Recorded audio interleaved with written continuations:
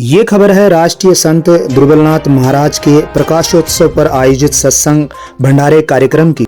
दिनांक 8/11/2022 को ice second block Madangiri नई दिल्ली में श्री दुर्बलनाथ महिला मंडल समिति और अनंत श्री संत दुर्बलनाथ सेवा समिति दिल्ली प्रदेश के द्वारा प्रकाशोत्सव पर सत्संग और भंडारे का आयोजन किया गया।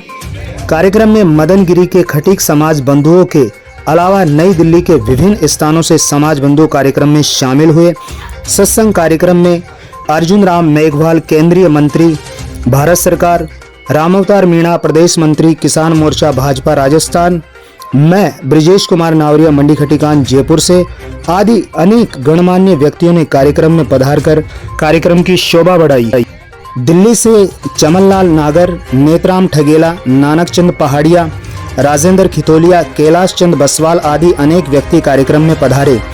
मदनगिरी से रामजीलाल बसवाल, मोहनलाल राजोरा, रमेश चंद बसवाल, मुकेश बसवाल, कमल बसवाल, हरीश राजोरा, साहेब बसवाल आदि सदस्यों द्वारा सत्संग और भंडारे की शानदार व्यवस्था की गई। स्थानीय मदनगिरी पार्षद रेखा सांखला अपने पति नरेश सांखला के साथ कार्यक्रम में उपस्थित रही। मदनगिरी के समस्त खटीक समाज बंधुओं के सहयोग से सत्संग भंडारे का आयोजन सफल रहा।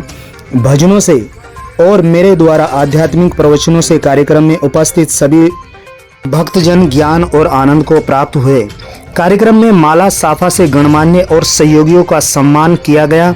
सत्संग के साथ भंडारा भी चलता रहा। भारी संख्या में श्रद्धालु भक्तों ने सत्संग सुना और प्रसादी ग्रहण की। अंत में आरती के साथ कार्यक्रम का समापन हुआ। सब भक्तों पर राष्ट्रीय संत दुर्बलनाथ महाराज की कृपा बनी रहे। इसी शुभ संदेश के साथ मैं पत्रकार ब्रिजेश कुमार नावरिया, दिल्ली क्राइम प्रेस, नई दिल्ली से। हे गोविंद मेरी रक्षा करो। आप देखो उसी वक्त गोविंद की कृपा हुई। नारी है कि साड़ी है, साड़ी है कि नारी है, दुशासन उसका चीर हरण नहीं कर सका। तो भाइयों बहनों, हमेशा अपने इष्ट पे विश्वास करना चाहिए। चलते फिरते उठते बैठते प्रभु का स्मरण करना चाहिए, प्रभु को याद करना चाहिए। ये विश्वास भी होना चाहिए कि मैं जहां भी रहता हूं मेरा मालिक सदैव मेरे साथ रहता है। आप देखिए द्रौपदी का चीर हरण नहीं हुआ। अब आप देखिए जब चीर हरण नहीं हुआ, द्रौपदी को शांत रहना चाहिए था, लेकिन उसके बावजूद भी जो वेद व्यास जी ने उसको तीसरी बात बोली थी कि हे द्रौपदी कोई तेरा अपमान कर दे तो बदला लेने की मत सोचना, उसने वेद व्यास जी की तीसरी बात भी नहीं मानी। भरी सभा के अंदर आकर द्रौपदी बोलती है कि जब तक मैं अपने केस खुले रखूंगी, कब तक? जब तक कि मैं दुशासन के छाती के लहू से अपने बालों को धो नहीं लेती है। इसलिए भाइयों बहनों, अगर हमें हमारे जीवन में शांति चाहिए तो कभी किसी का हमें अपमान नहीं करना है। कोई हमारा अपमान कर दे तो उसको अज्ञानी समझकर, मूर्ख समझकर छोड़ देना चाहिए, लेकिन हमें उस पर क्रोध नहीं करना चाहिए। और अगर क्रोध आ भी जाए तो बदला लेने की नहीं सोचनी चाहिए। जो इंसान इस सिद्धांत पर चलता है उसके जीवन में सुख शांति रहती है, और जो इंसान संतों की इन बातों को नहीं मानता है उसके जीवन में महाभारत जारी रहती है। तो इसलिए भैया हमें महाभारत नहीं करनी है, हमें सुख शांति से रहना है। बोले श्री दुर्बलनाथ जी महाराज की जय हो। एक भजन आपके सामने प्रस्तुत करने जा रहा हूं। आप देखिए, जब हमारा जन्म हुआ था हम सभी का, हम रो रहे थे, लेकिन हमारे घर वाले बड़ी खुशियां मना रहे थे, हंस रहे थे। कबीर साहब कह रहे हैं, अब करनी ऐसी कर चलो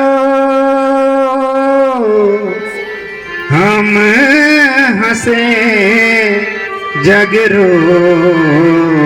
इस शरीर से हमेशा प्रभु का सुमरन करता रहना है, यही संदेश दे रहे हैं। चढ़िया झीली रे झीली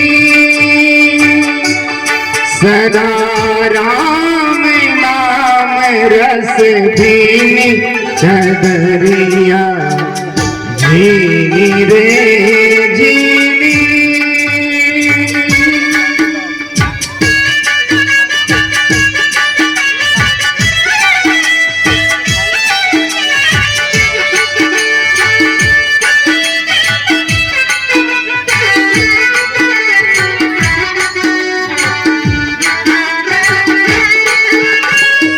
देखिए अगली कड़ी में कबीर साहब बता रहे हैं इस सीढ़ी रूपी चद्दर का निर्माण कैसे हुआ। अष्ट कमल का चरख बनाया, 5 तत्व की पूनी, अष्ट कमल का चरख बनाया, 5 तत्व की पूनी, 9